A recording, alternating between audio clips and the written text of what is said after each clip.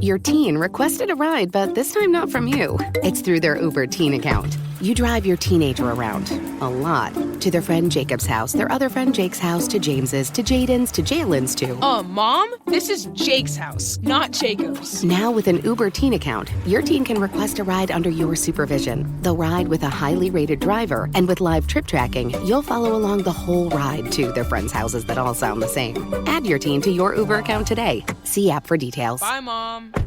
Hello friends, I recently arrived back from a wonderful speaking trip in California, and before we jump into today's episode, wanted to let you know I'll be back in the US soon, this time in Texas from the 22nd to 24th of September, speaking at the Biblical Worldview Conference in Dallas, along with other speaking engagements at All Saints Dallas, Stonegate Church and First Baptist Garland. I'll also be at the Blue Ridge Center at the University of Virginia on the 25th of September. I'm also going to be in the UK, in Beaconsfield and Bristol in October and November, talking, of course, about the surprising rebirth of belief in God. If you can make it, I'd love to meet you. The details are on my newsletter. Do subscribe at justinbrierley.com, or the link is with today's episode. I'll even send you a free chapter of the Surprising Rebirth book when you do so. Enjoy the show. Let's pick up, though. I don't want to lose too much time here, and thanks again for letting me do this. Are you okay for us to kind of explore generally the journey of the church a little bit and things like that? Yeah, that's great. Happy to do so. Great. Okay. Fantastic. Well, Mark, you in particular are known for, being somewhat controversial sometimes in the things you're willing to talk about and the things that you say.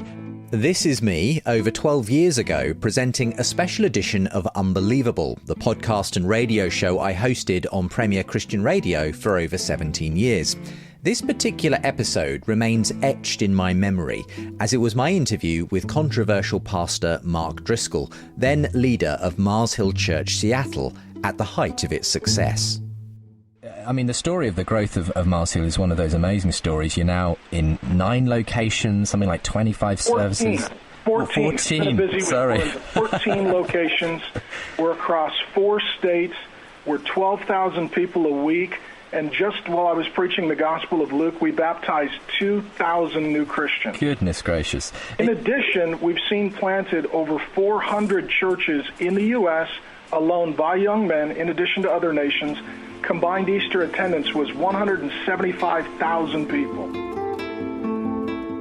This interview with Driscoll was broadcast in 2012.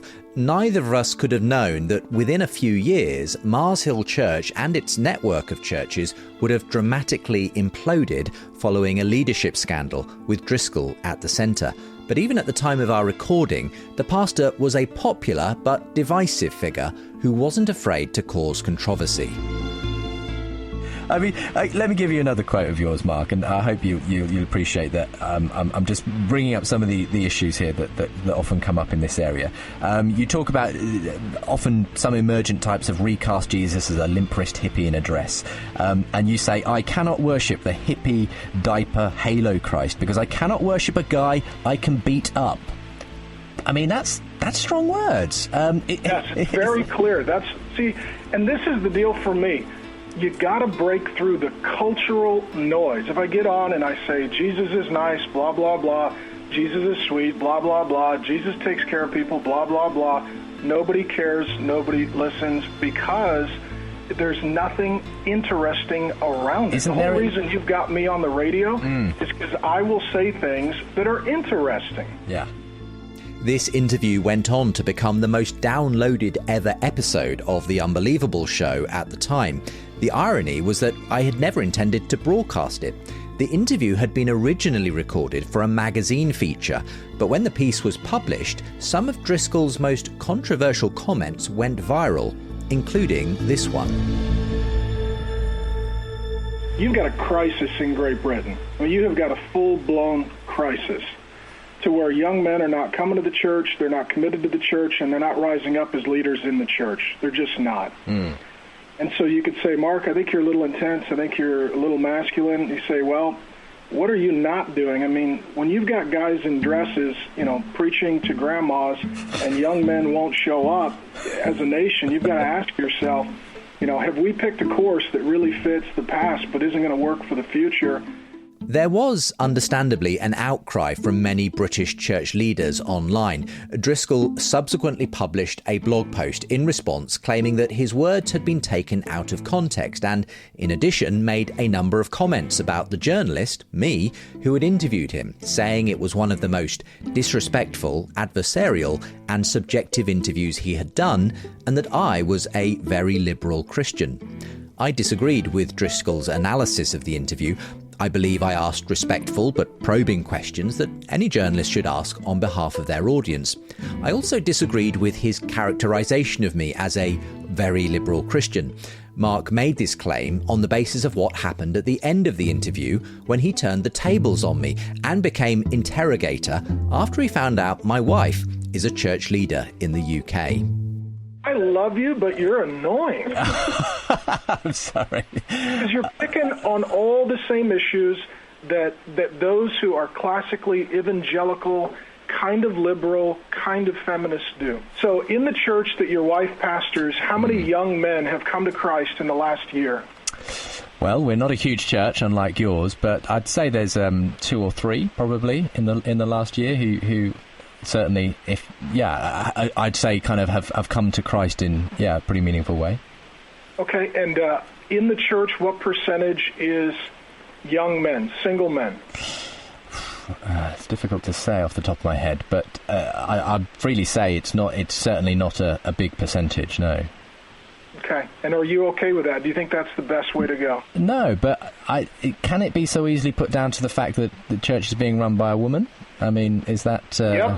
Yep. You look at your results, you look at my results, and you look at the variable that's most obvious. Obviously, theologically, we're not on the same page here, Mark, in terms of our... Do you believe in a conscious, literal, eternal torment of hell? What has that got to do with the issue of women in leadership, if you don't mind me asking? It does. It depends on your view of God. Is God like a mom who just embraces everyone, or is he like a father who also protects and defends and disciplines? If you want to answer the question, I think I know the answer. Well, I do believe in hell in as much as I believe people can choose to reject Jesus Christ, I mean... You believe in a conscious, eternal, literal torment of hell? Well, if you're asking me my theological position, I'd be more in line with something like John Stott, which is that... What an annihilationist position. I'm sure I'm coming across as extremely woolly liberal to you, Mark, right now. Yes, and timid Brit, yes. Well, look, Mark, it's been fascinating. I like you. I just think you got to stop drinking decaf and get something a little stronger so you got a little more courage in you. Okay, all right. And I'll leave it there, Mark. Thank you very much for the time. It's been fun for me. I hope you recover. Absolutely. I did recover. In fact, I found our interaction quite invigorating and thought we'd parted on friendly enough terms. I never expected the interview to blow up in the way it did, but following Driscoll's accusations against me, I released a full recording on The Unbelievable Show so that listeners could make up their own mind about his claims. You can find the link to the full archive episode with today's show notes. But my dramatic interview with Driscoll was just one small footnote in the drama that unfolded over the next 2 years. Alongside his often inflammatory rhetoric on social media, accusations of a bullying and narcissistic culture at Mars Hill began to emerge. How dare you! Who in the hell do you think you are? Offensive and misogynistic comments on a message board made by Driscoll in the early years of his ministry came to light, and the church was dogged by unhappy ex-elders and members who, in Driscoll's own words, had been thrown under the bus. There is a pile of dead bodies behind the Mars Hill bus, and by God's grace, it'll be a mountain by the time we're done. You either get on the bus or you get run over by the bus. Those are the options. In October 2014, things came to a head as Mark Driscoll resigned his leadership of the church, and within a few months, Mars Hill and its whole network of churches had been dissolved. 8 years later, the story of the rise and fall of Mars Hill was revisited by journalist Mike Cosper in a popular documentary podcast series. From Christianity Today, this is Mike Cosper, and you're listening to The Rise and Fall of Mars Hill. It's the story of one church that grew from a handful of people to a movement and then collapsed almost overnight. It's a story about power, fame, and spiritual trauma. problems faced across the spectrum of churches in America. And yet, it's also a story about the mystery of God working in broken places. On this episode, we're looking backward, and we're asking, who killed Mars Hill?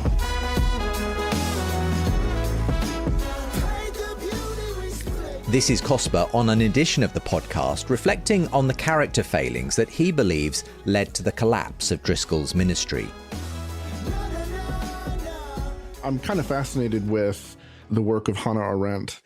And one of the things she talks about is she says, inside these, totalitarian regimes, which is, again, not a perfect metaphor, but inside these regimes, you have this phenomenon where you have the leader, and instead of it being a hierarchy, it's built more like the structure of an onion, because there's this world that they create, and there's these different layers. And the closer you are to the middle, when you're looking in, you see more of the reality. But when you're looking out, you feel the obligation to try and protect it, right? So the further you are from the middle, the more idealistic your understanding of the thing is. And she says the person living with the least touch with reality is actually the leader themselves. They're convinced that the world is exactly what they want it to be. And I've thought about that a lot with this sort of narcissistic leader, a leader like Mark, because any time reality broke in and interrupted his ideal, the wrath was just crushing for people. And because it seems to me it's one of those questions I've had for a long time, and I still wrestle with, is it seemed like it wasn't enough for Mark to win in a conflict. He needed to win, and you needed to lose. You needed to lose everything. So staff members couldn't leave the staff and just be a member of the church or the community. No, they were shunned, they were isolated, they were cast out. A few years after the events described in The Rise and Fall of Mars Hill, Driscoll resumed ministry again at a new church, and he hasn't lost his ability to cause controversy. The Jezebel spirit opened our event. This is a rebuke and a correction of no one. This is an observation. In front of that was a man who ripped his shirt off like a woman does in front of a pole at a strip club. And then he swallowed a sword, and Jesus cried, okay, Pastor John, I'll receive that. Thank you. This incident from April this year, in which Driscoll was told to leave the stage by Pastor John Lindell after critiquing a circus act at his men's conference, created a firestorm of publicity online. It reminded me of Driscoll's firebrand character that led both to his immense popularity and the implosion of his first ministry some 10 years ago. I spoke to Mike Cosper and asked for his reflections on the Rise and Fall of Mars Hill podcast. Why was it so popular, Why did it strike such an amazing chord across the world? I think there was a couple of things. One was it had been long enough that many people had kind of forgotten the story. And there were a number of people who had kind of forgotten who Mark was and what a fascinating figure he was. How it's riveting to listen to Mark, even if you disagree with him. He's always entertaining. And so I think there was an element of it where it was long enough that it felt new, it felt refreshed. But then I also think it just, even for people who were close to it at the time, there was always a sense of what really happened there, and why did that happen, and then the larger question, I think, being how does that tie into all the other scandals, all the other problems that evangelicals have been dealing with in the last 5-6 years here. In some ways, Mark's downfall was kind of a harbinger of a lot of things that have continued ever since. In many ways, Mark Driscoll's fall from grace only marked the beginning of a long line of church abuse scandals and ministry implosions within the evangelical church up to the present day. Megachurch pastors like Bill Hybels, Carl Lentz, Brian Houston, and many more have been at the centre of claims over sex scandals, toxic leadership and abuse, leaving many victims in their wake.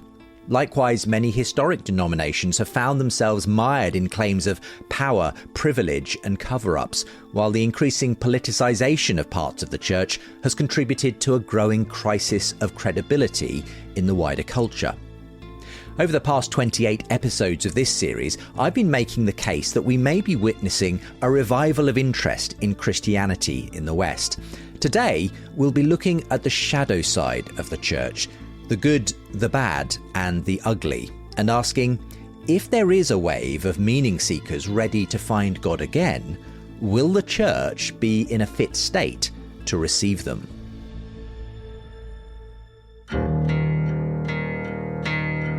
I'm Justin Brierley, and throughout my working life, I've been hosting conversations on faith between atheists, agnostics, and believers.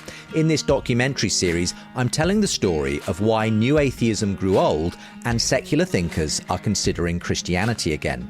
I'm speaking to those inside and outside the atheist movement and the many new thinkers beginning a new conversation on the value of faith. Along the way, we'll meet some of those who have found themselves surprised by God as they've made the journey from atheism to Christianity. Welcome to the surprising rebirth of belief in God, episode 29, The Problem with Church.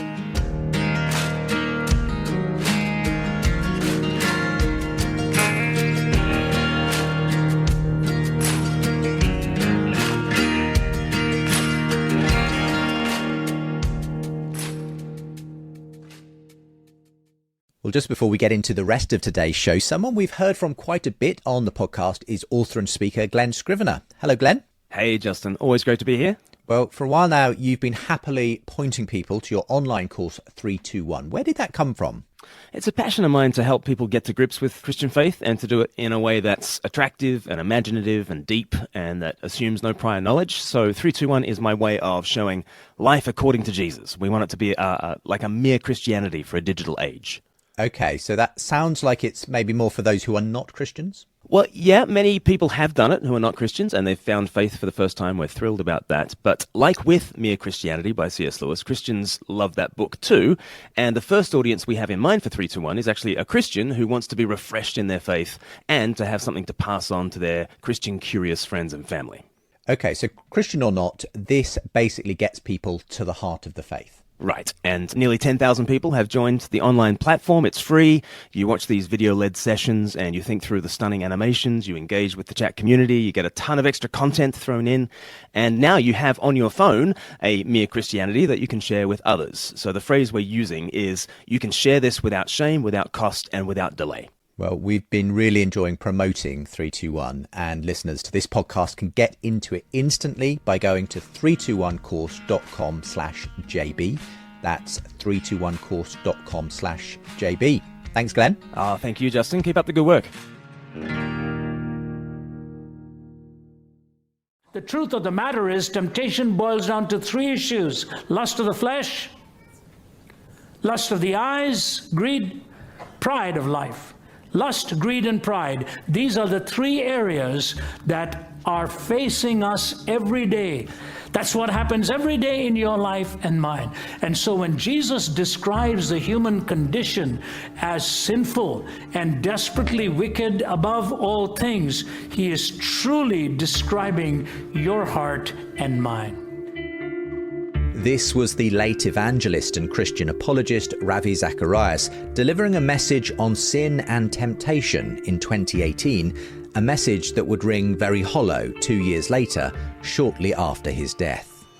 So if you don't know what's been going on, Christian apologist and speaker Ravi Zacharias recently passed away, and before his death and also after his death, there were some allegations coming out about him acting in inappropriate ways towards women and having inappropriate relationships with women as well. More news, more terrible news. The situation really just keeps getting worse and worse. This just came out. A 4-month investigation found that late Ravi Zacharias leveraged his reputation as a world-famous Christian apologist to abuse massage therapists in the United States and abroad over more than a decade, while the ministry, led by his founding members and loyal allies, failed to hold him accountable. Like, you're hearing this guy defend the Christian faith so eloquently, so much wisdom, and he's right in the middle of doing these ungodly sexual acts. I mean, millions of people probably would say that Ravi Zacharias played a huge part in them giving their lives to Christ. In the world of Christian apologetics that I inhabit, Zacharias was arguably its most senior and influential figure. When he was posthumously shown to have engaged in long-standing sexual and spiritual abuse, the revelations led to the collapse of Azim, the global ministry he founded, a reminder of how easily charisma can be mistaken for character and how quickly a lifetime's legacy can be shipwrecked. But such scandals are not limited to the USA.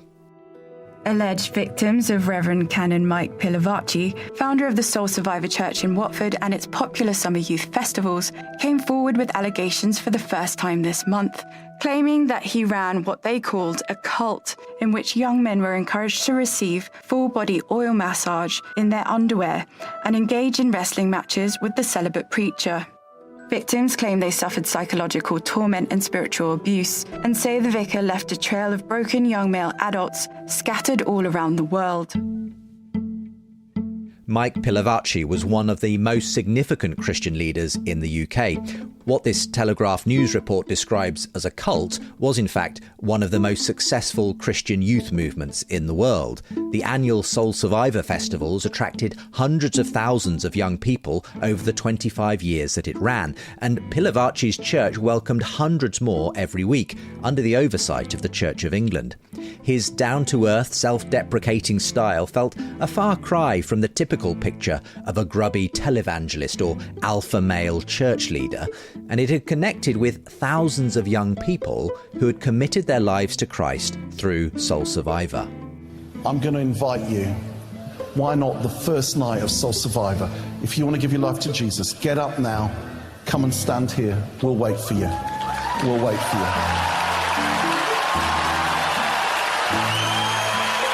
I don't know if you're seeing this on TV, but there's hundreds, it seems, coming forward. Like many, I was genuinely shocked by the revelation of the shadow side of someone who had been so influential in the lives of so many people that I knew. A Church of England investigation concluded that Pilavachi had demonstrated a systematic pattern of coercive and controlling behaviour and used his spiritual authority to control people, and that his coercive and controlling behaviour led to inappropriate relationships, the physical wrestling of youths and massaging of young male interns. Among the victims who emerged were well-known worship leaders who'd been given their early platform by Soul Survivor, but had experienced Pilavachi's problematic behaviour offstage. Earlier this year, Matt and Beth Redman told their story in a short video documentary, Let There Be Light. Somebody reached out to Matt with just a really horrifying story that took it to a different level. And that's when we realised that these massages weren't in a chair, and they were speaking on behalf of at least 10 interns who had been massaged in their underwear in Mike's bed. I spoke to Matt and I was like, look, how do you feel about me speaking to someone in the church, like outside of Soul Survivor? And Matt was like, yeah, I think we should. I think we have a responsibility. And so we approached a senior leader from a church in London. It was a very emotional conversation, and said about these massages and said, who could we talk to? What could be done? And this person, not dismissively or unkindly, just matter-of-factly said, that's just Mike, nothing will be done. You know what would always come back if you spoke to someone in authority would be this phrase, that's just Mike. And I've heard this phrase from so many people down through the years, and there's obviously recently a lot more so, that's just Mike. It was almost like saying, yeah, but he's you're going to get all this good stuff. He's going to lead these meetings, great. He's going to speak. He's going to be funny. He's so gifted and talented. He's got this charismatic personality. And what you have to put up with for that is there's going to be this mistreatment side. Mike Pilavachi is not the only influential UK church leader to fall into scandal. In 2017, the barrister and evangelist John Smythe was publicly exposed as having sadistically beaten young students in his care from the Christian summer camps that he'd helped to run since the 1970s. He evaded justice all the way through to his death in 2018. Then, in 2021, an independent safeguarding review concluded that Smythe's associate, the Reverend Jonathan Fletcher, regarded by many as the kingmaker of conservative evangelicalism in the Church of England, had engaged in numerous psychological, physical, and sexual abuses during his ministry. More recently, in 2024, Fletcher is being charged with indecent assault and grievous bodily harm with intent. The Reverend Dr. Peter Sanlon, speaking here in an interview with Carl Trueman on the Mortification of Spin podcast in 2021, summarises his view of the implications that these scandals have for the wider evangelical culture in the UK. The management and the cover-up and the mishandling of the Jonathan Fletcher abuse scandal by people who were mentored by him or John Smythe has been so bad and so catastrophic that actually the review said people need to stand down from ministry. I think that if they do that, if they actually are humble enough to accept the recommendations of the review, then God may actually use that as a key to unlock the door to spiritual revival in England. You know, we are doing terribly as a nation, Christian-wise, at the moment. Yeah. I think the alternative future is if they don't do that, I think, I'm reminded of the George Herbert quote, God's mill grinds slow but sure. I think this is a watershed moment for conservative evangelicals in England. If the leaders of our constituency who claim to know how to teach the Bible better than anybody else, if they are not willing to take this opportunity to humble themselves before God and stand down, then I think that God will just quietly and in a painful way let all spiritual blessing just fade away and our nation will be left with no spiritual light.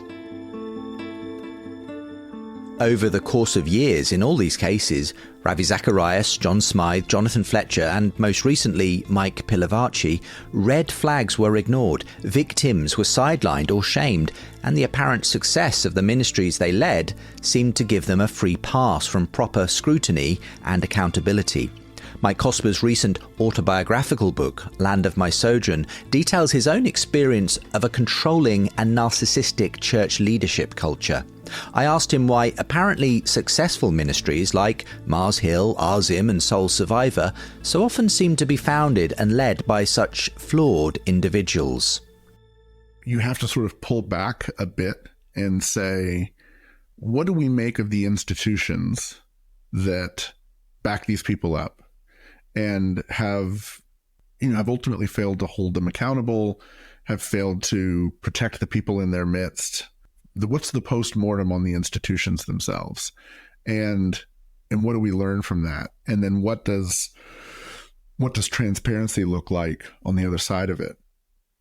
And I got to be honest, I'm not encouraged by what I see in terms of the self-reflection around all of this. RZIM is a perfect example of that. The institution, really protected Ravi. He was the exception to every rule. As the story came out, more and more you just saw ways that he was the exception to every rule, because they were so dependent upon him. When I was reporting the Mars Hill story, I remember listening to conversations, various conversations, some that were on the record, some that were off the record, some that were recordings of these meetings between elders from all the way back in 2013, 2014. And just listening to these things and thinking about how often there was this sense of deference to Mark, because the sense was, if we don't let sort of like this, let's not forget that we wouldn't have any of this if Mark weren't here, right? And there's a sense in which that's true, But there's also a sense in which, like, the smart question to follow that up with is, well, wait a minute. If that's true, then what are we actually protecting here, right? Like, if this is the house that Mark built and it's supposed to be the church, have we created something that's not quite the church anymore? Like, what is this institution now that we're so carefully preserving? Cosper says that Driscoll is one example of the way in which a leader's growing influence can overtake their spiritual maturity. The idolization of celebrity pastors has been coupled with a results-driven culture that can easily focus on numerical rather than spiritual growth or accountability. And you've also seen this push from the church growth movement to kind of strip the denominations of their authority so that the churches can move faster, so that charismatic leaders can move up the chain more quickly and have more power. And I think this is a great moment to go, hey, what did that get us? And again, the last thing I'd say is it just comes back to that question of ends. Like, how are we measuring our success? If success is simply about numbers, if success is simply about the growth of the movement and the sense of excitement and energy that comes from charisma and everything else, then I think we really got to stop and kind of call that into question as well. The ever-growing platforms, influence and opportunities for megachurch pastors are rife for exploitation and temptation. And the higher the pedestal they're placed on, the more painful the fall. And as Phil Cooke, author of Church on Trial, told me, ministries built exclusively around charismatic leaders are potentially setting themselves up for failure. I know a church that had 7 campuses in a large city here in the U.S., 7 different campuses, 7 different pastors, but the founding pastor was forced to step down. And when he did, all 7 churches collapsed. Their leadership culture was so immature and just so poor that it was all built around the founding pastor. And not one single one of those campus pastors were able to step up and say, okay, I'm going to take this church, this campus, and lead it into becoming its own church. Well, the other thing I see too, Justin, is we do live in an age, in the evangelical world especially, of independent churches.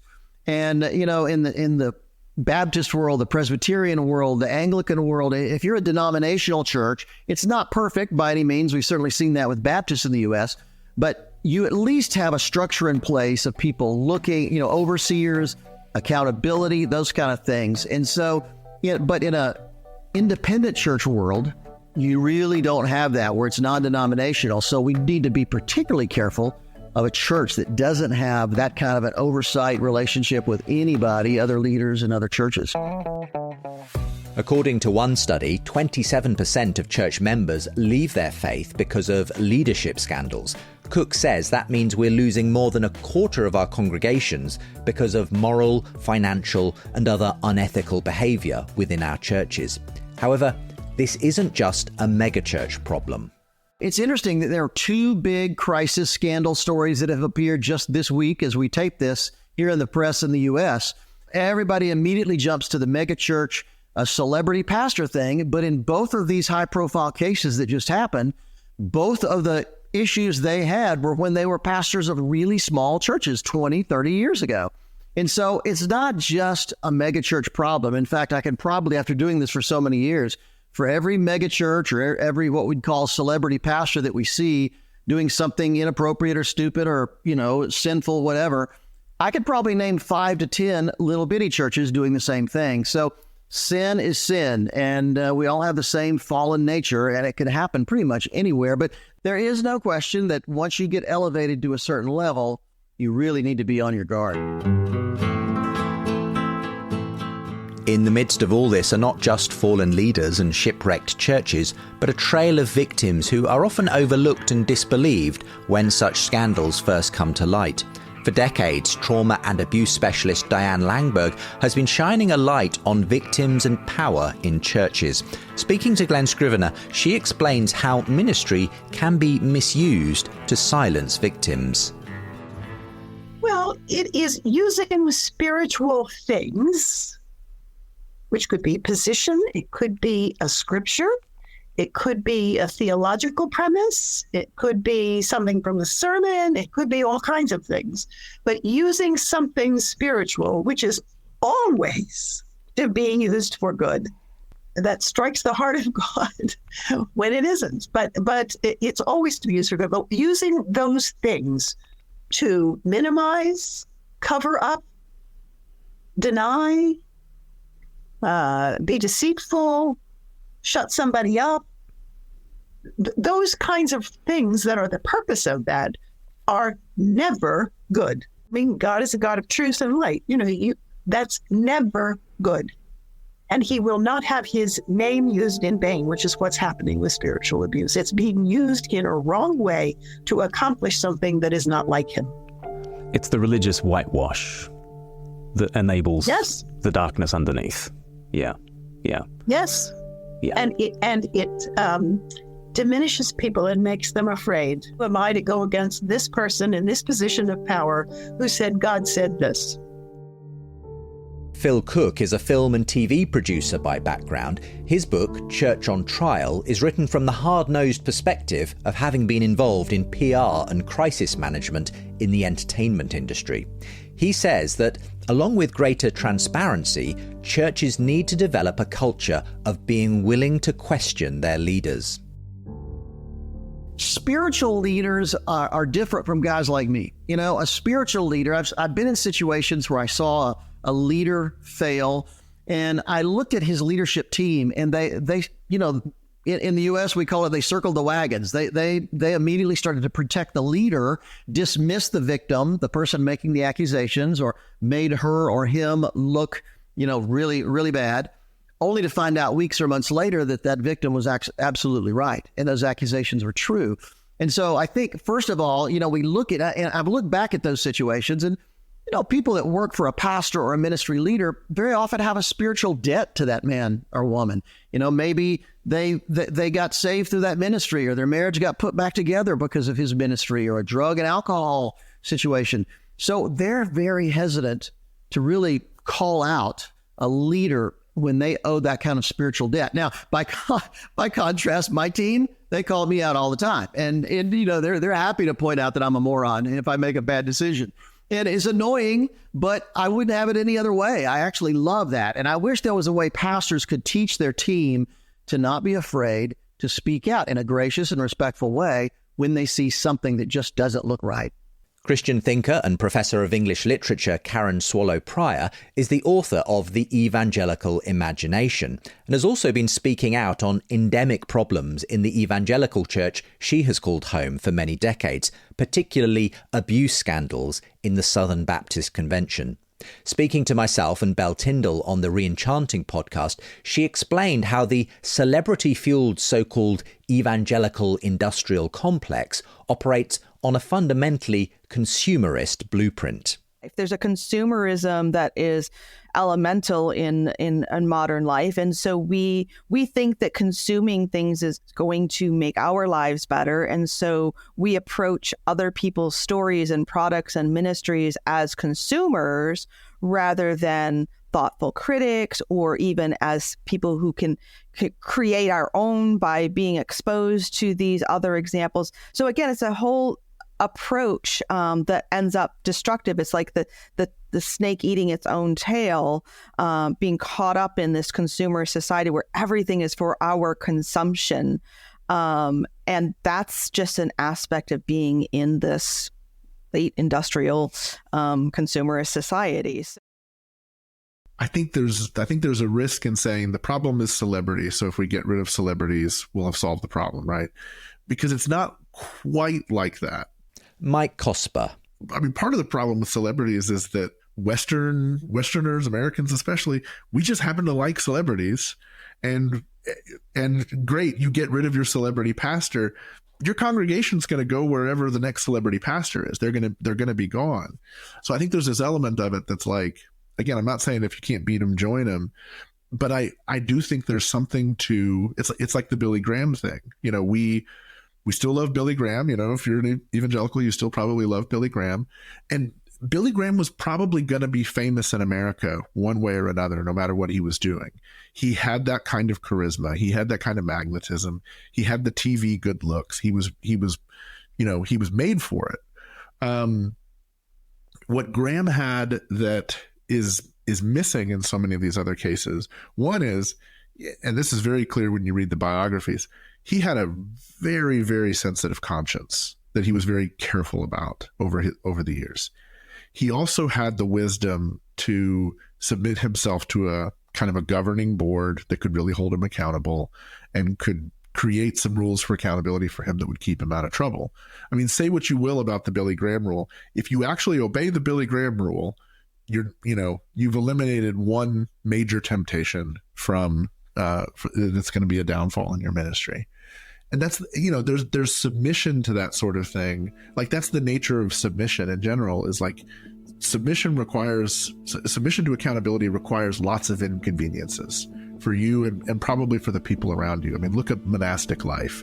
That is all submission all the time. It is very inconvenient. And so I think there's stuff like that we can look at and say, like, I don't think you're going to get rid of celebrity, but you certainly can put constraints around it, and you can create a healthier culture around it than what we see oftentimes.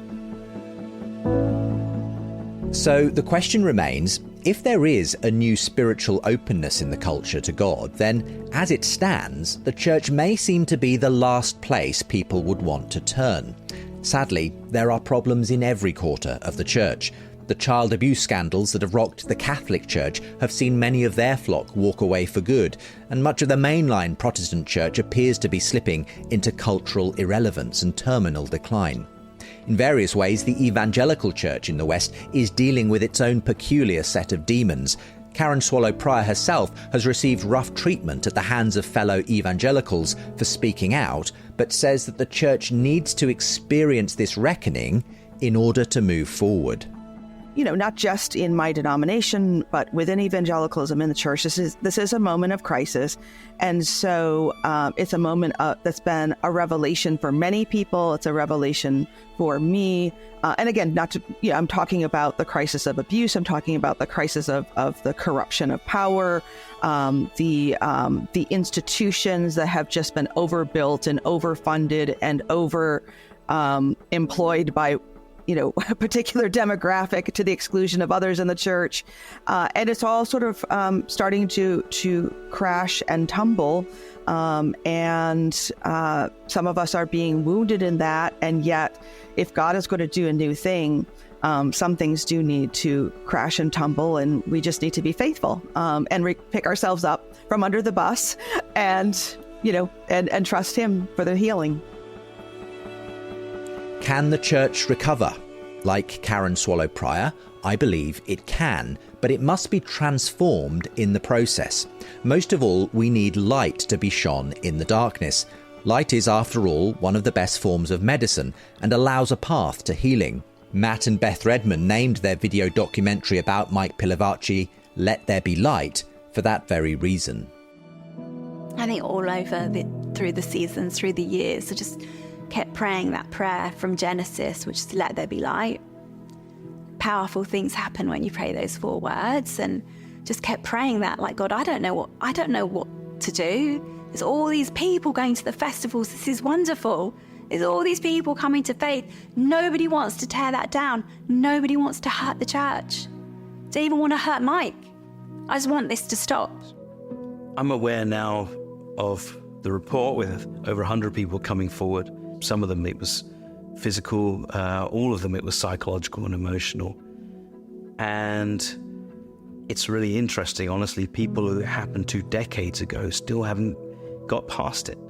When people come forward, it takes so much courage. It's a lot easier to live with things in the dark, but it is critical that things come to the light so that healing can take place and change can take place. I think Jesus is an expert at bringing things into the light. And I think that's what's happening in this whole process. And I don't think it's because, finally the truth came out of this thing. I think Jesus is doing this. I think this is Jesus cleaning up his church and bringing something into the light that needed to be in the light. The scandals that have rocked the church should make Christians feel uncomfortable and must not be papered over. This isn't just a case of a few bad apples. What if something is rotten at a deeper level? The removal of a malignant growth is painful but necessary to save the life of a person who has cancer. The removal of a festering cancer of power, protection, secrecy and celebrity may cause pain but can ultimately save the church. Lessons must be learned, and the culture of many parts of the church need to be transformed to reflect accountability, transparency and a fresh humility. A new humble orientation towards Christ rather than towards success and results at the cost of integrity. But that'll mean more than just dealing with the darkness inside parts of the church. It will require the church to reassess its relationship with the powers of the world in general.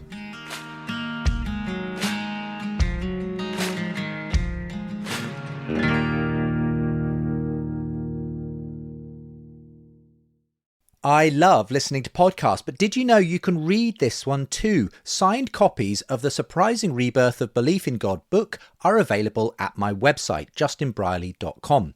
Tom Holland, the historian, not Spider-Man, says Justin Brierley has had a ringside seat for the past decade watching the great debates on religion and reports on them with learning, subtlety and grace. And who am I to argue with Tom Holland or Spider-Man?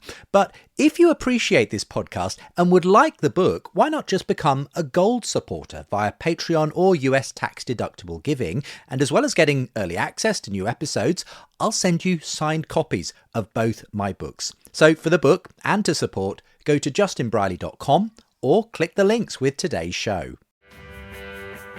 Something has changed in culture. People are willing to consider God again, even those who never thought they'd give it a chance. Atheists, agnostics and doubters are surprised to find themselves passionate Christ followers. How did that happen? The Ex-Skeptic podcast is filled with 100 stories of former skeptics sharing why they didn't believe, what changed their mind, and how their lives have been transformed. Hosted by my friend Dr. Jana Harmon, these stories are for curious skeptics wanting to take a closer look at the question of God and the claims of Christianity, and they're also for Christians to learn how to better understand and engage with skeptics. Come and hear Ex-Skeptic stories on your favourite podcast platform or via YouTube, and be sure to explore more resources at exskeptic.org. If you enjoy this podcast, I think you'll love the Ex-Skeptic podcast. That's exskeptic.org, where you'll hear unlikely stories of belief. This episode is brought to you by Coffee Mate. Coffee Mate is the world's biggest coffee lover because we love all the ways you enjoy. Wait. Coffee Mate can't love coffee more than me. I'm a foodie. I went to Kyoto just for a nitro matcha latte. What? Oh, I have to finish the ad. Coffee Mate, for the love of coffee. It's time to talk about politics. In early July, I had put together an early draft of today's episode examining the problem of politicization. And then this happened. Yeah, someone's on top of the roof. Look. There he is right there. Take a look at what happened.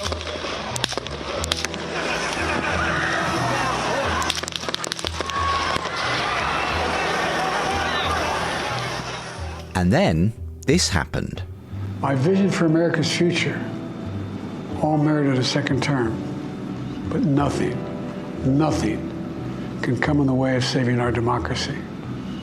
That includes personal ambition. So I've decided the best way forward is to pass the torch to a new generation. During this first season of this podcast, the US election season has increasingly dominated headlines around the world. The political rhetoric on both sides has reached an all-time high. Former President Trump survived the attempt on his life. Tragically, one person died. And I, like many, am hopeful, perhaps naively, that these events will lead to a dialing down of the heated language and demonization of political opponents that has come to characterize this election race. The problem is that Christians and the church have often been drawn into the same angry and divided rhetoric as our political culture, with Jesus and the Bible often being co-opted in the support of particular political candidates and ideologies. I'm proud to be promoting the God Bless the USA Bible. President Biden is coming back. He's a fighter. He's a champion. Any real, true believer is going to be on your side in this election. Thank you for allowing us to get rid of the communists, the globalists, and the traitors within our government. We love you and we thank you. In Christ's holy name we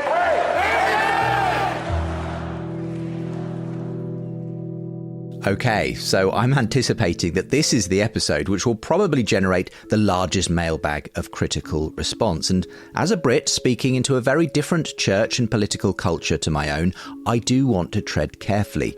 Let me say that, first of all, there has been an understandable and long history of US evangelicals primarily supporting the Republican Party because its stance on abortion, family and marriage is more in line with traditional Christian ethics. And let me also say I have many Christian friends who have voted Democratic in the past, and others who support Donald Trump because they believe he's the best of the options available. I'm not here to judge those who have to make difficult choices on the 5th of November. Nevertheless, it's also become obvious to me and many others looking in that large parts of the US church have become increasingly politicized in troubling ways in recent years. As congregations are increasingly influenced more by tribalistic news media than their pastors in the pulpit, I've sensed that the hopes of many who call themselves Christian are transferring from the life and example of Jesus Christ to a form of strongman politics. Many people of faith are becoming embroiled in the never-ending culture wars on sexuality, gender, and race, which thrive on demonizing rather than understanding each other. Perhaps most disturbing is the rise of a Christian nationalism that seeks to use the Bible and faith to weaponize division between people rather than build bridges of grace. Of course, many faithful pastors and church leaders are trying to navigate these cultural storms as best they can, but it's taking its toll, as Mike Cosper told me.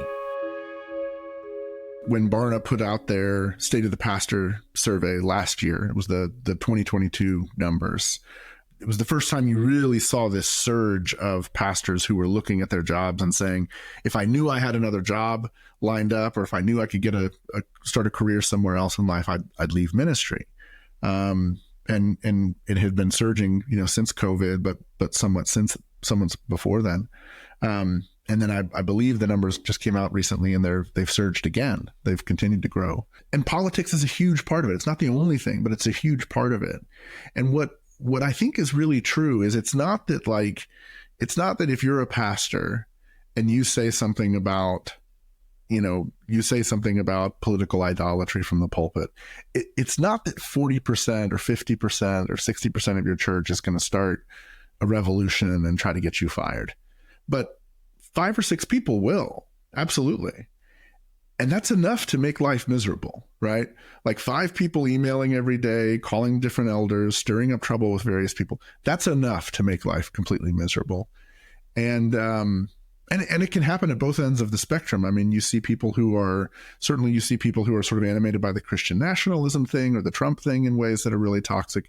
But you also see people who are so animated by fear and anxiety over what, another 4 years of Trump might be, that they're wondering why the pastor isn't preaching a Jeremiah against Trump every single Sunday.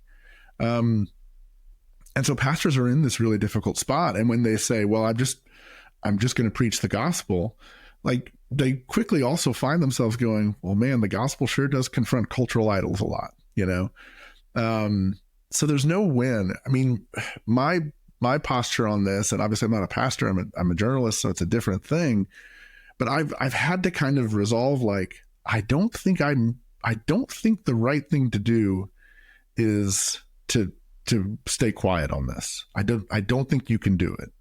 And I think that in order to, because here's what I have found. I have found that by pressing into it, yeah, you get a lot of flack and people say terrible things to you about it if you're critical of, I'm particularly, for me, like when I'm critical of well, honestly, these days, if I'm critical of either administration for either thing, if I'm critical of Trump for the Christian nationalism thing, or for dictator for a day, or whatever craziness comes out of his mouth, you get this avalanche of angry feedback.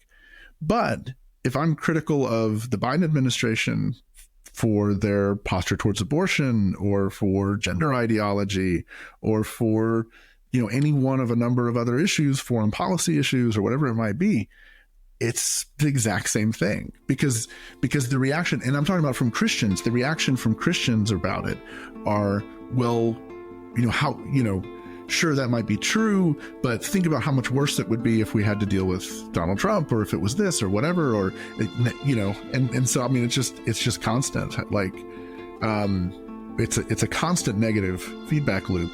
But I don't think you can let your foot off the gas. I think bearing witness means you just keep pressing it. In 2023, the world lost Christian thinker Tim Keller to cancer. His influential ministry had reached the world with a thoughtful Christian response to politics and culture. Keller had mercifully never been caught up in scandal or cover-ups, and for me, had embodied an approach to politics and church that faithfully engaged culture while avoiding political idolatry. I never tell anybody how I vote. And the reason I've done that is number one, I believe that neither the Democratic nor the Republican Party can capture all of the, Christian social ethical points. And therefore, we need to say, get into whatever party you think you can do the best job in as Christians, and be very critical. Don't sell your soul. However, towards the end of his life, Tim Keller himself was increasingly on the receiving end of criticism from his peers, who said that the culture had shifted in such an anti-Christian direction that his nuanced approach was no longer fit for purpose. Rasool Berry is pastor of the Bridge Church in New York City, the same city where Keller founded and led Redeemer Presbyterian Church for many years. I asked Berry about his view on the changing tides of culture and politics in light of Keller's influential ministry. A lot of people would say, he showed this open, winsome posture towards skeptics that made his ministry so successful and made Redeemer flourish. But he did get criticized towards the end of his ministry by some who said, the culture has moved on from this sort of neutral place towards Christianity, but now we're in this very post-Christian, actually negative, hostile place. And so some of his critics were saying it's time to drop this whole winsome approach, and you just got to get stuck into the culture wars. Basically, you've got to. This is about confronting something. So where do you stand in all that as a someone who I'm sure who knew of Tim's ministry and perhaps even met him once or twice? All right, I'm gonna take a sip of water because we're about to get in now. So I'll start with this. I had the incredible opportunity of sitting under Dr. Tim Keller's teaching multiple times. I enrolled at Reformed Theological Seminary in New York City, which he essentially brought to the city. And our church, Bridge Church, was actually part of the city-to-city network. And so when our lead pastor first moved into the city, we were part of that city-to-city incubator, which was laying out this very thoughtful and I think effective model for church planning. So both organizationally, I've been affiliated, but personally, as I took Christians in a secular culture class with him, I took a class with him in Ligon Duncan as well. And in the process of that, got to see up close and engage with his ideas and thoughts. And I mean, he has shaped my thinking, I think, philosophically and even I would say theologically about culture in the city significantly. And when you go back and listen to his sermons and writings, there is never a sense where there's just this idea of neutrality of the culture. Like there's always a recognition of the contrast between a thoughtful biblical perspective and some of the themes and ideas, right? And tracking those ideas probably better than I've ever seen a pastor track. I think that this culture war framework is more about a certain angst that exists in the church in the West of feelings of loss because of our numbers have dwindled and because we are seeing modern perspectives on sexual ethics, on, just beliefs about the world, like across the board. There's a sense in which secularization is upon us. But that was the case in the 1980s and the 1990s and early 2000s when Tim was teaching. And I think that our reaction to those things is the thing that has shifted. Like Berry, I think it would be a tragedy for Tim Keller's winsome approach to die with him. Berry told me of his fears that Christians who sacrifice their principles for strongman politics in order to fight a post-Christian culture are falling into the same trap as Israel in the Old Testament when they demanded a powerful king like Saul to lead them instead of God, or made alliances with pagan nations that ultimately led to their ruin.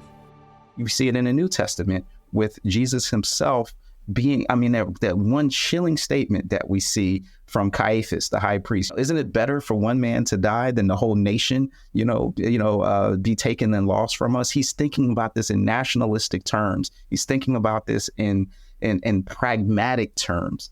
And in doing so, he unwittingly, participates in the crucifixion of the one who's the Prince of Peace, who comes not riding on a horse like Saul, but riding on a donkey.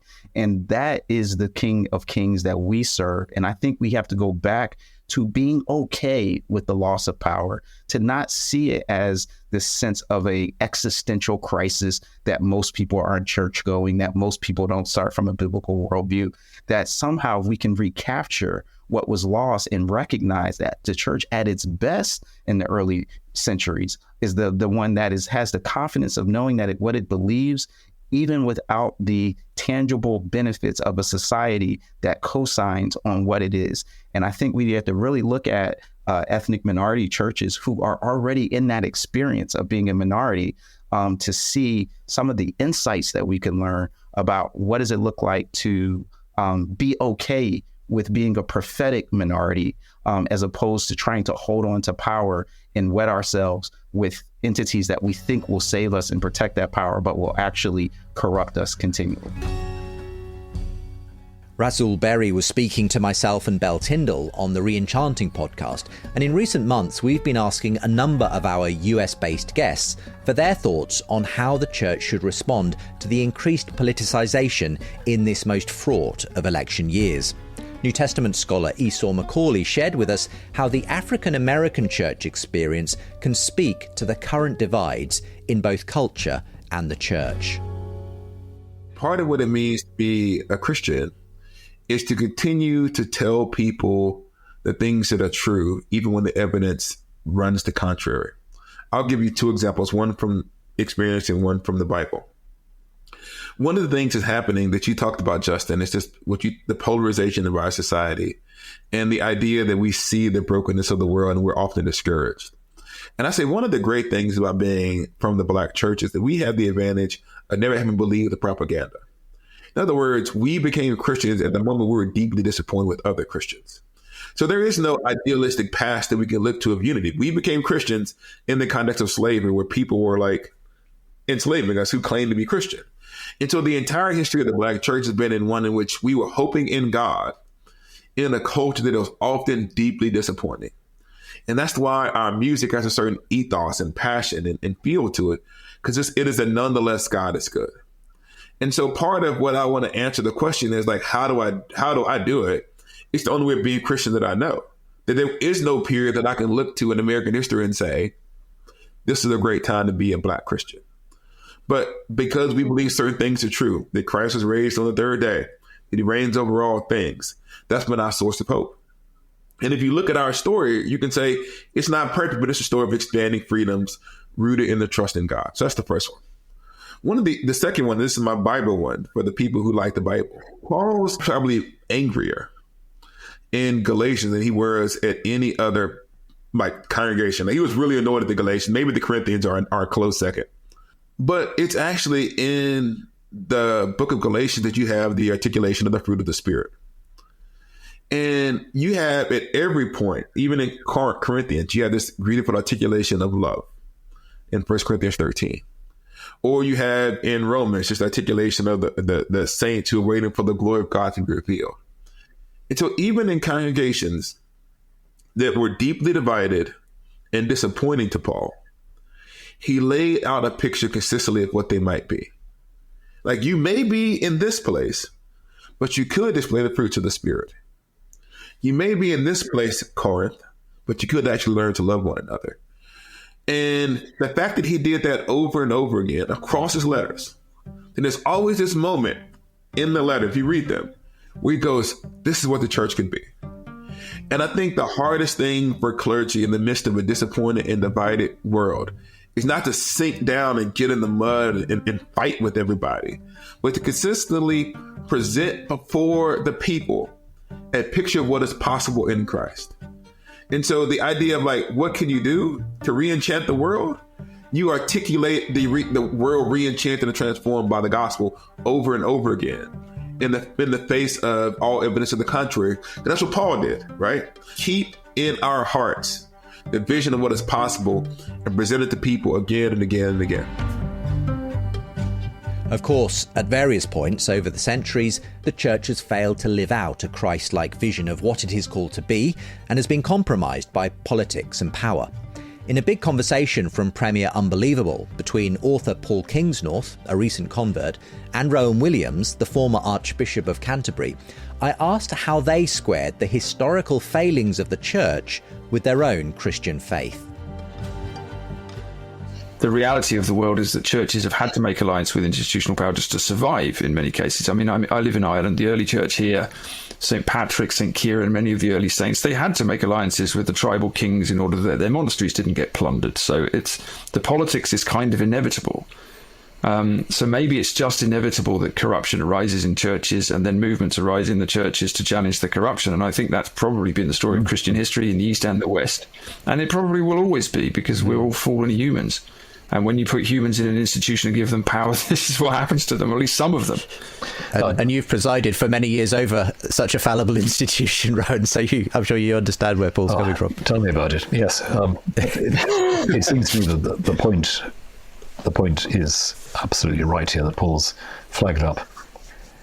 There is a fundamental tension, to put it no more strongly, between Christianity and the exercise of power. And yet Christianity is constantly seduced by this. It's made alliances with various unsavory elements. It's constantly, repeatedly demonized and dehumanized others, especially Jewish people. You know, that's a strand running right through the history of Christianity, so painfully, so centrally. It's not got a great record on women. It's, of course, got a very painful record in my own church and in others as regards the safeguarding of children. You know, it's pretty bad. But it seems to me at the end of the day that I wouldn't feel half so angry about these abuses and failures if I weren't in the church. You know, it's the very church which fails, which also gives me the perspective I need in order to see evil for what it is, whether that evil is anti-Semitism or child abuse or whatever. It's precisely the perspective of standing in the body of Christ that should give us that resource of seeing exactly where we need to identify the works of destruction and evil. The question we began today's show with is how a church, so often compromised by power, politics and scandals, can hope to offer a place of welcome to an incoming tide of those looking for meaning, purpose and identity. After all, many of those who are outside the church say they've been put off from entering it by the politicization and tribalism it often seems to endorse. I spoke to historian John Dickson, author of Bullies and Saints, an honest look at the good and evil of Christian history, about the poor track record of the church in both the past and present.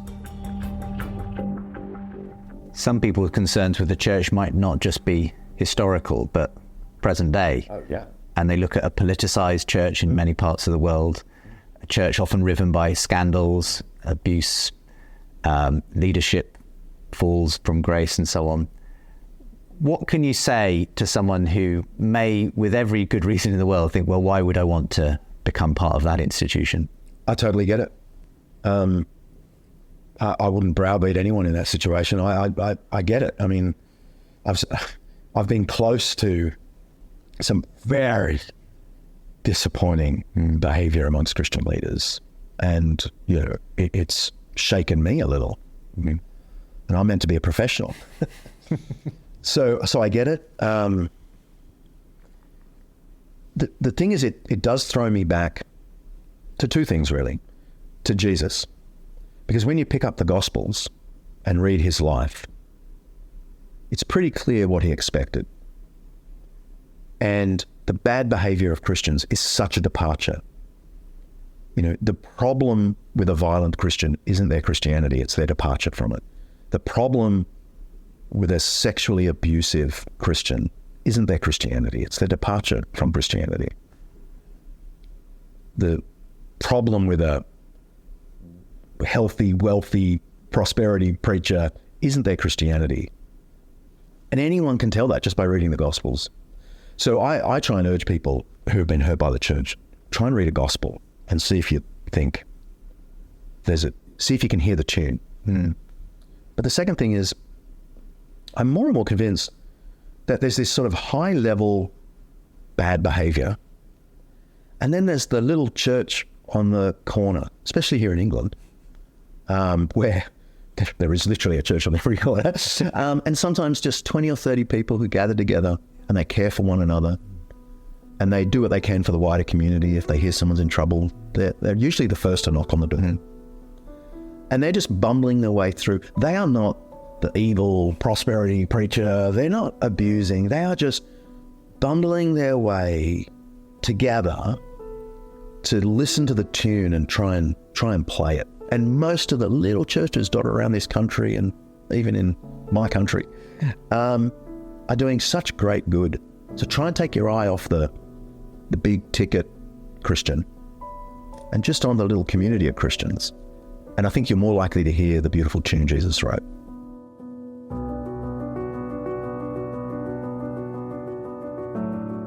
Despite its very human divisions and brokenness, I too share John Dickson's optimism that the church, when it looks like Jesus in its small and everyday manifestations, can still be the place that people find true community, life and purpose.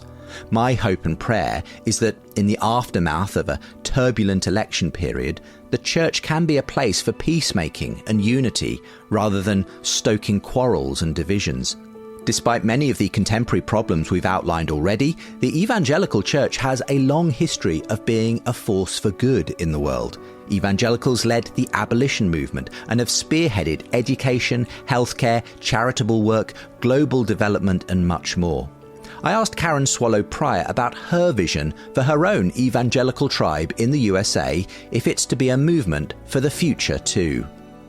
If there is a new movement, it needs to be a movement that is more representative of all people. It is a movement that does not curry favor with power for the sake of power or with institutions for the sake of their institutional power. It is a movement that leaves the 99 for the one, emphasizes compassion and mercy. I mean, that's my short list. That's what I see missing in the last few decades within evangelicalism. I mean, what we see clearly are evangelicals who want political power more than anything else, and those who understand, even if we don't live it this way, that we want Jesus more than anything else. What makes you hopeful that we can still re-enchant the really good part of what it means to be an evangelical, Karen? There is something that is crumbling and falling down, and that is hard and painful. And yet that is required for something new to emerge. And I'm not talking about a new religion or new faith, but I'm talking, the church has gone through numerous stages and cycles and corrections and purifications and so forth. And so I think we're in that moment. And I am, like I said, I don't know that I will live to see the end of that moment and the good the new thing emerge, but it's going to happen. I know it's going to happen. And if we can understand this crisis and this pain and these apocalypses as the precursors to that, it just fills me with hope, because this is a mercy that God is revealing these things to us. This is a mercy. So if we have eyes to see and ears to hear, then we can have faith that what is coming will glorify God. It will be good for the church. And we just have to be faithful in the meantime.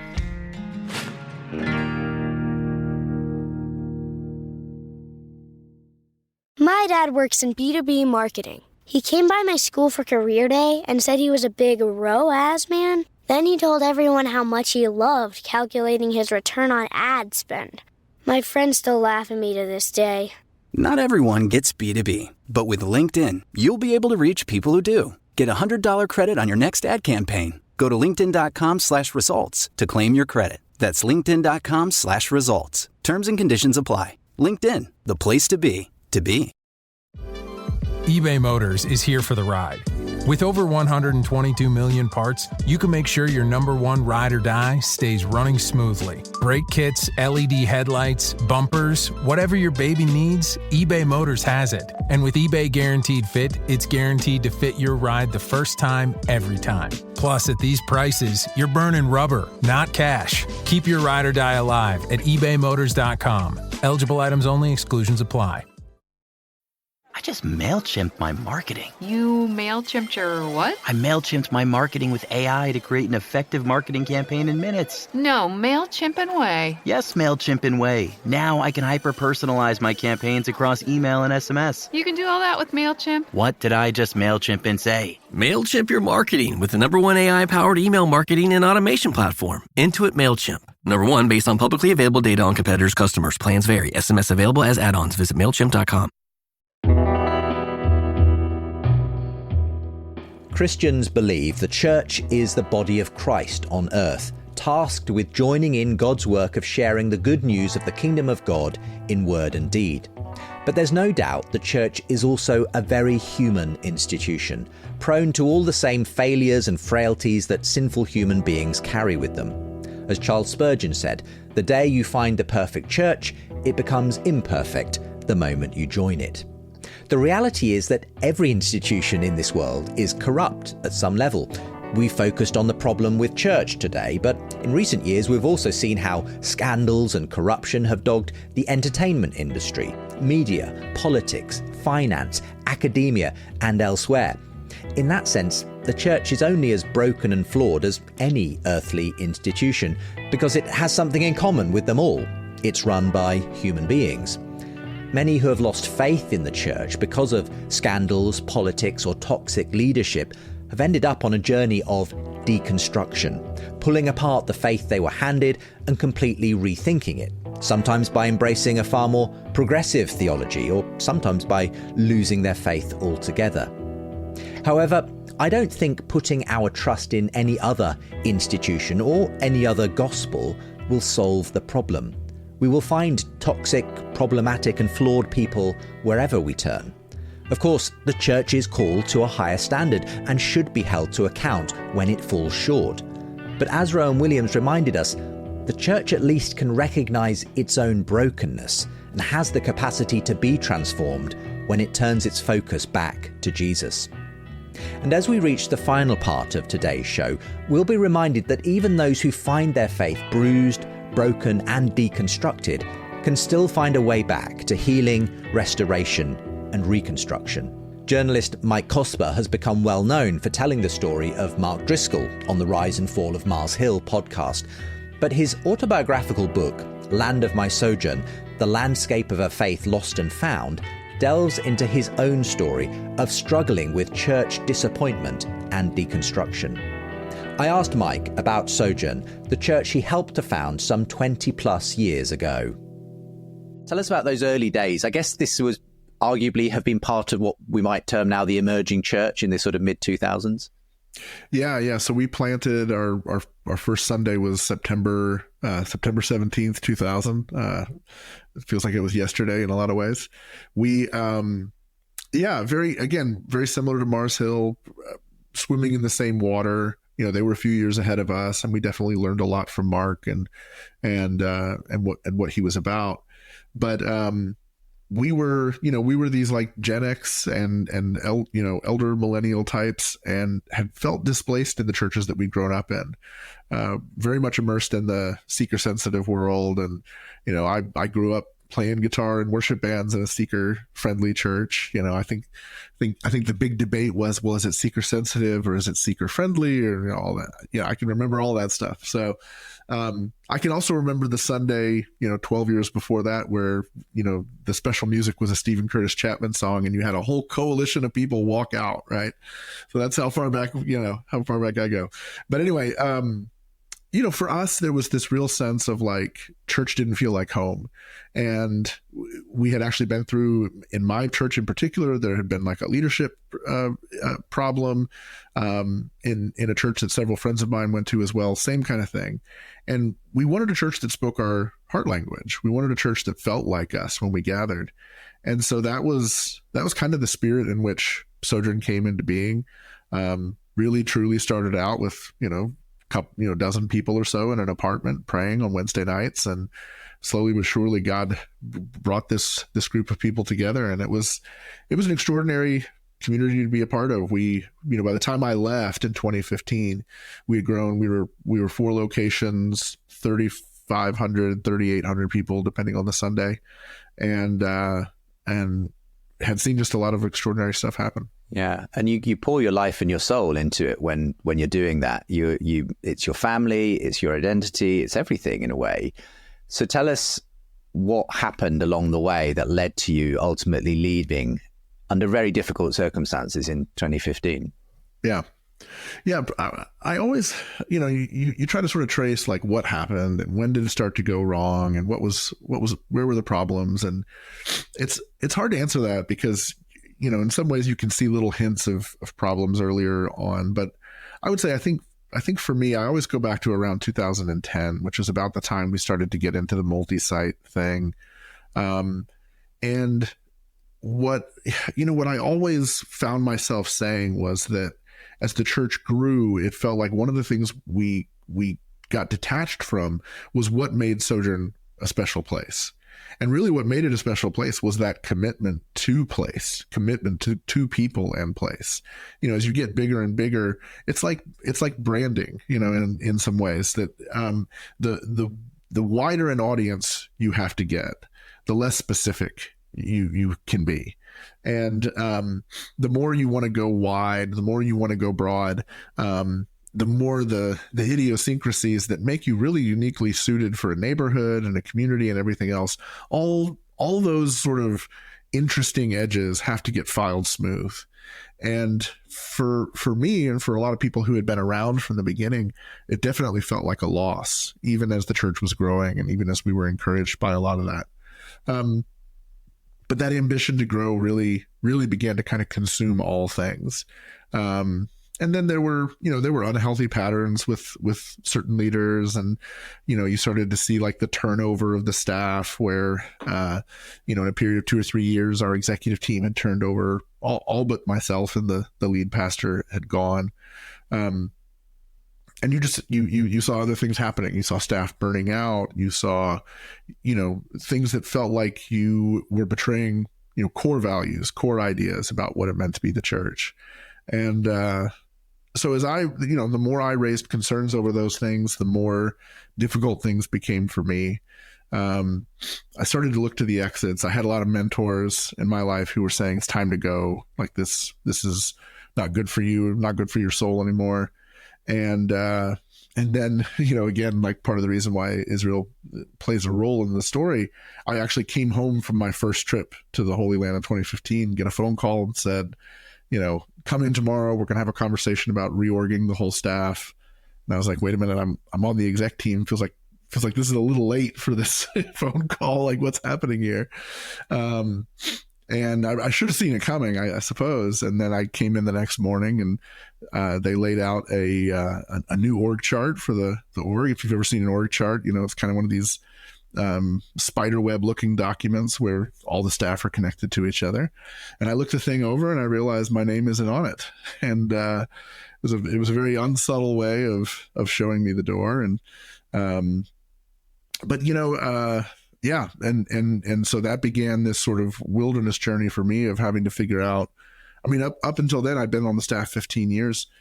I really believed this was my life. This was going to be, I would retire from here. And despite, you say in the book, despite recognizing some of the difficulties and the challenges and that there were some unhelpful dynamics and patterns going on, you said you always kind of had this hope that you were only one good conversation away from sorting it out, that it could all come together again. So where was that coming from, and why ultimately was that never going to be the case? Yeah. Well, I think that's part of, honestly, I think that's part of what makes toxic and unhealthy systems in the church so powerful and so difficult to break, is because they rely on this presumption of a certain kind of goodness on the part of the other staff members, a certain level of character, like whatever else is going on wrong, whatever kind of conflict and chaos there is. At my core, I still believe we're all believers here. We want the same things. We're fundamentally committed to the same values. And so that's where you always feel like, man, if we just had the circumstances right, where we could kind of confront the sin, work through the conflict, then we'd find ourselves at a place where we'd say, okay, we got through that, and now it's better, and we can get back to what mattered. And, it took a long time to arrive at a place where I was able to acknowledge to myself, like, no, actually, like, we're fundamentally not committed to the same thing. I'm not saying these leaders weren't believers, but there was not a common fundamental commitment to one another that I had thought had been there the whole time. Mike describes the following years as a wilderness period in which, as well as losing his role at the church he called home, he lost connection with friends who had been part of the journey. He also began to lose faith in the church at large as he saw abuse scandals unfold and church leaders increasingly embracing power politics. There's a very powerful story you tell about your own journey of kind of coming to terms with loss in very different ways of the church that you were part of and your ministry there, but that at the same time your father died very unexpectedly and quickly. You were processing this over a period of weeks, and then suddenly in a barber's chair, suddenly it all just came out. Tell us what happened and how you reflected on that in terms of the grief, in a sense that maybe you'd been bottling up about a lot of stuff, I suppose, up to that point. Yeah, I'm sitting in this barber's chair, and it's a long story. I'll spare some of the details, but I remember this great joke from the show Curb Your Enthusiasm as I'm sitting in the barber's chair. And it involves Jerry Seinfeld and Larry David. And my dad was a huge Seinfeld fan. And Dad was just a comedy fan. We just grew up in the house with, Mel Brooks and Monty Python and Jerry Seinfeld on TV at all times. And I remember sitting there and I'm just chatting with this barber, and I see it was a bottle of Barbicide. It reminds me of this scene from Curb. And it reminded me to text it made me think, I should text Dad about this, And it clicked for not the first time. It wasn't the first time it had crossed my mind to text him, but it was one of the first times. And it clicks immediately, like, oh, he's not there, And but what did click for the first time was the sense of finality of that. Like, not just he's not there to get the text, but he's not going to be there to get the text. So he's never going to be there to get the text again, because he is gone. And, apart from the hope of the resurrection, I will live the rest of my life without him. And, I had spent the 4 or 5 years prior to this seeing therapists and spiritual directors and various things, trying to get through my own difficulties after leaving ministry and really struggling to do so, and being told over and over again by many of them, man, you got to learn to grieve. The real problem for you is you've got to learn to grieve. And I just remember telling one, I have no clue what you're talking about. Like, I just really don't know what you're talking about. With my father's death, what I realized was that grief really is about that finality. Grief is about embracing that finality and just recognizing, no, it is really saying goodbye to someone when they die. In the case of this ministry experience for me, grief was really about saying goodbye to that and letting go of the story that I had been telling myself, that if this or that lined up, I'd be able to sort of restart and get it back to the way it was. And so I refer to it in the book as like, it's the last gift he ever gave me, was this gift of grief, because in a way it was the most liberating thing in the world to be able to say, in the same way that I think of my father, with great affection and thanksgiving, but being able to look back with that kind of affection and gratitude, but also being able to say, and I have to let it go and move forward. It was just an incredibly healing experience. Yeah. One which probably took your barber by surprise when you broke down in the chair suddenly after remembering a Seinfeld joke. I do love the way you as well bring the story of Peter into play towards the end of the book. You kind of join together the two stories of Peter getting out of a boat towards Jesus.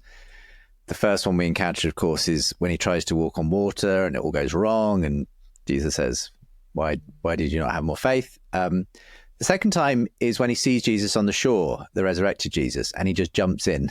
He just can't help himself. He has to get to Jesus.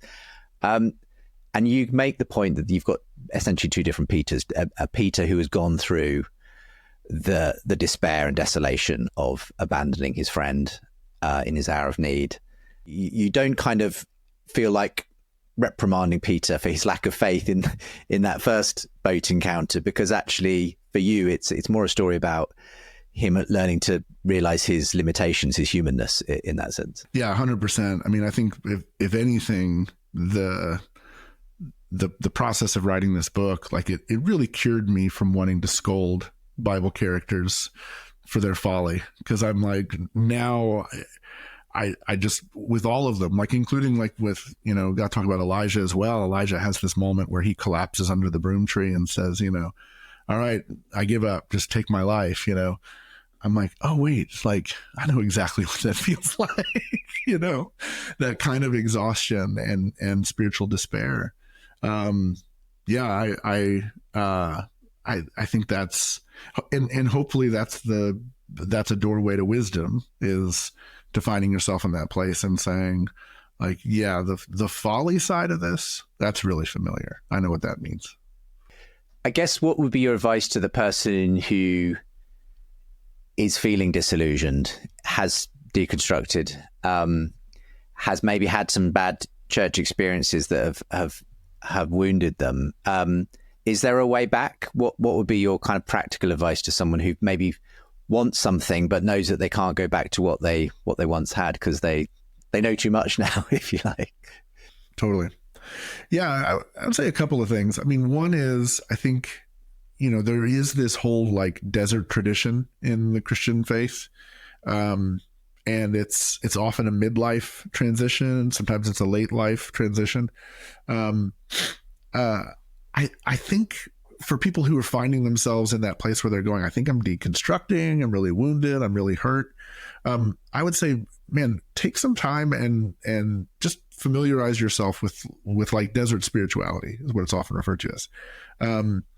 And take a look at the way the church has talked about these seasons of life where the joy of faith has been stripped away from, whether it was a 12th century monk or, Thomas Merton writing about this stuff in the 1950s and 1960s, or Henri Nouwen writing about this stuff off and on throughout his life, or, and then there's plenty of evangelical writers who've approached this topic as well.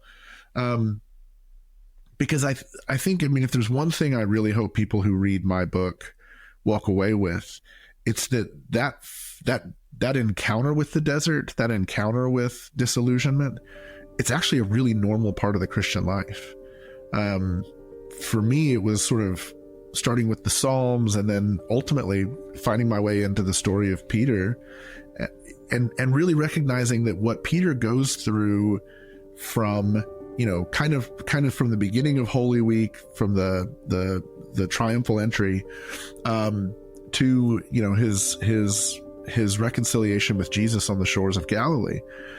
That's a journey of deep spiritual disillusionment and loss.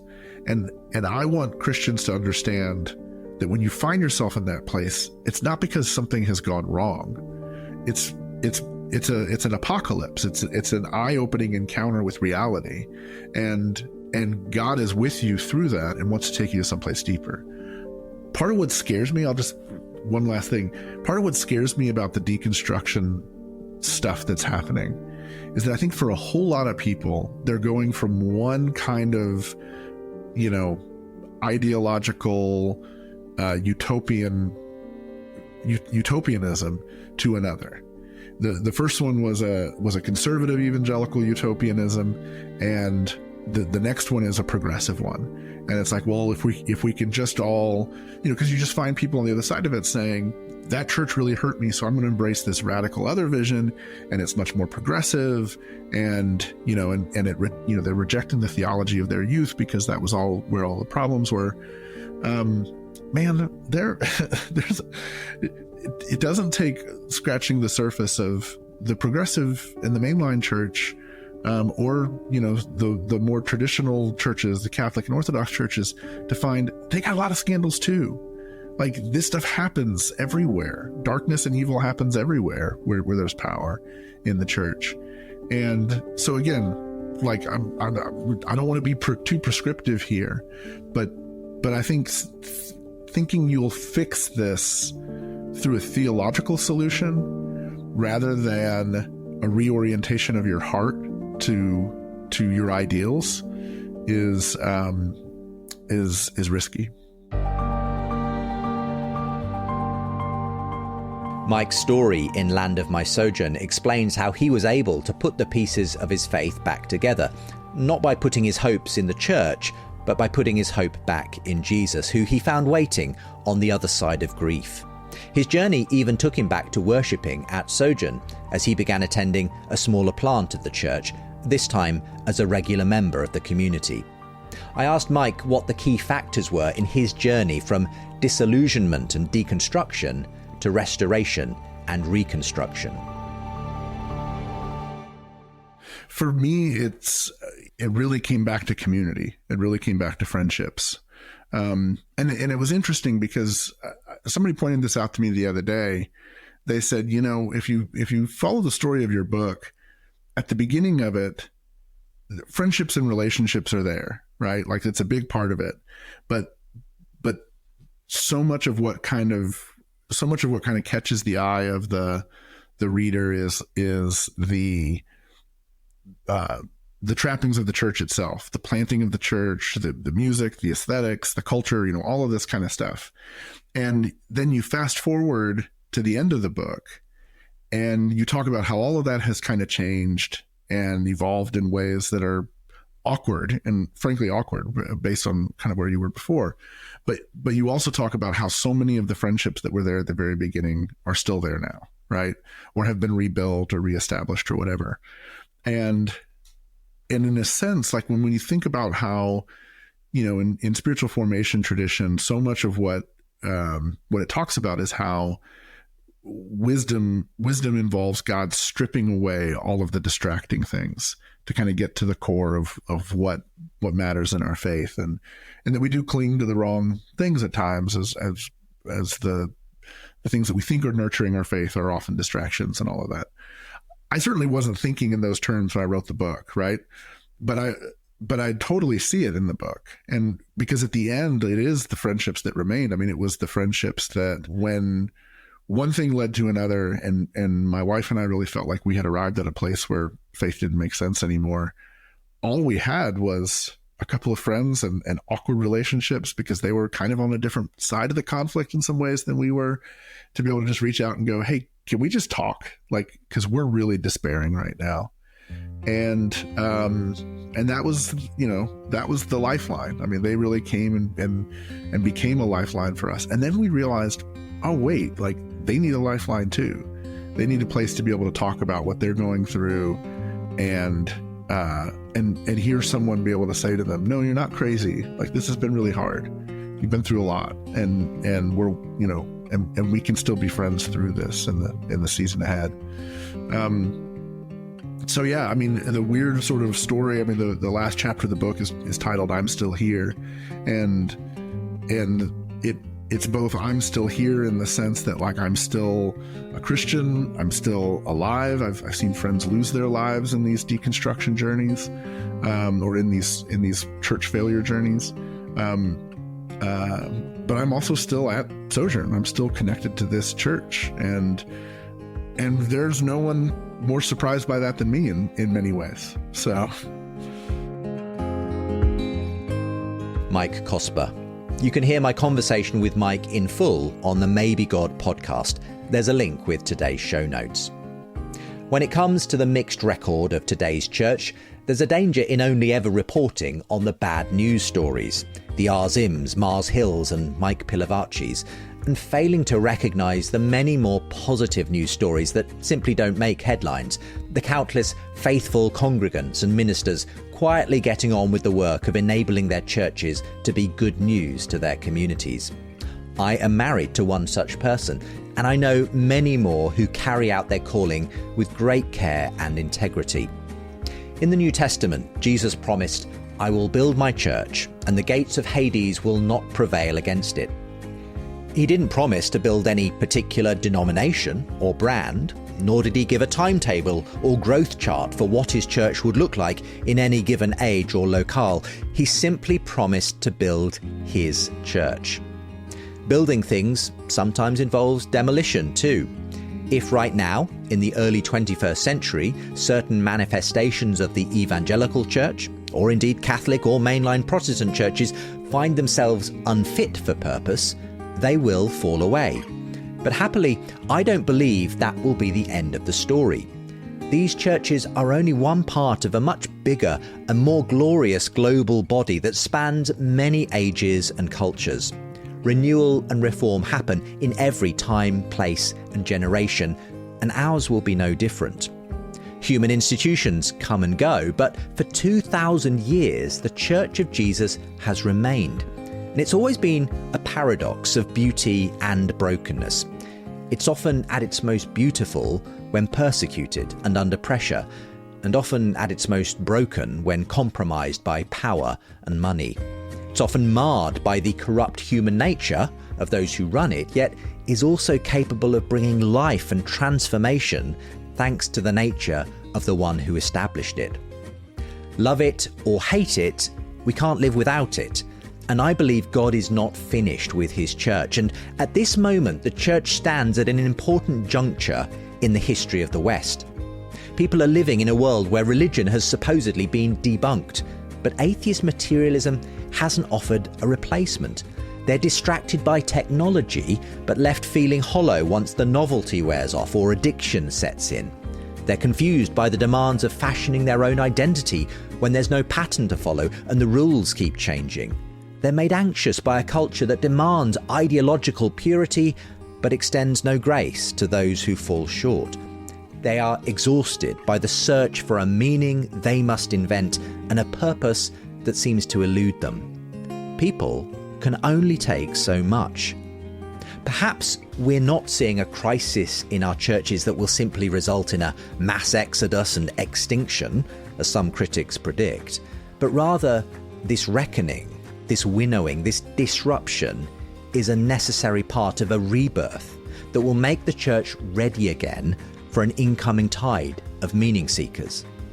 My hope and prayer is that the church will learn from its failures, listen for the voice of Jesus, and lean into this new opportunity to tell its good news story afresh. And that'll be where we focus next time in our final episode of this first season of the surprising rebirth of belief in God.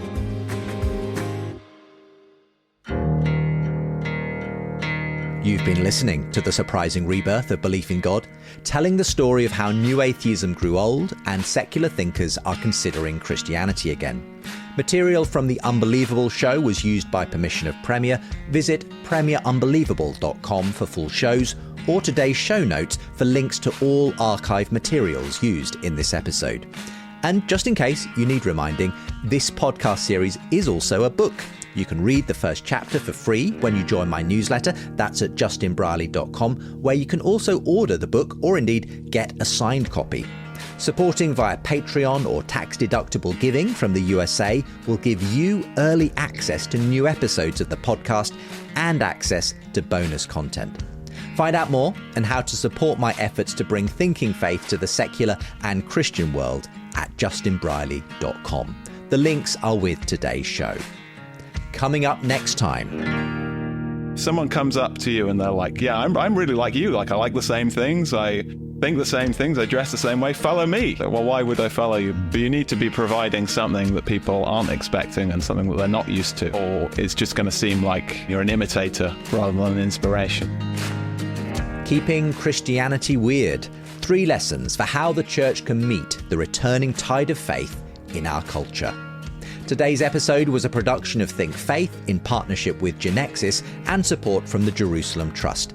Editing assistance by Isaac Simmons. And again, please do subscribe to this podcast, do rate and review us, tell others to, share it on your social media. It all helps others to find us. And get that next episode 2 weeks early when you support now at justinbrierley.com. Again, the link is with today's show. See you next time.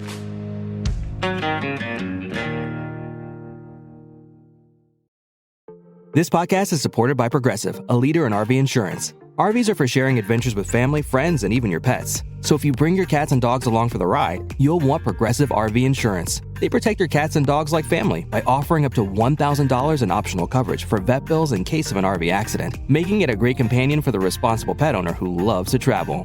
See Progressive's other benefits and more when you quote RV insurance at Progressive.com today. Progressive Casualty Insurance Company and Affiliates. Pet injuries and additional coverage and subject to policy terms.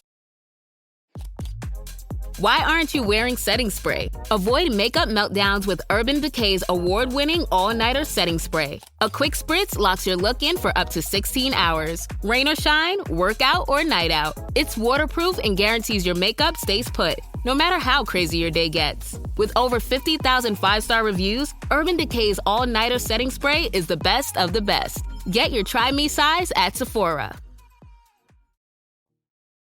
Hi friends, just as we close out today, I recently received this review of the podcast from Michael, who wrote, "This is a terrific series, intelligent and nuanced, and I write that as a non-Christian, though someone much interested in these topics. If you're enjoying this series and you'd like to help me reach even more people with thinking faith, please do consider supporting the show. Silver supporters get early access to episodes and bonus content. Gold supporters also get signed books and a monthly catch-up with me. The links to support are with the show notes or visit justinbrierley.com.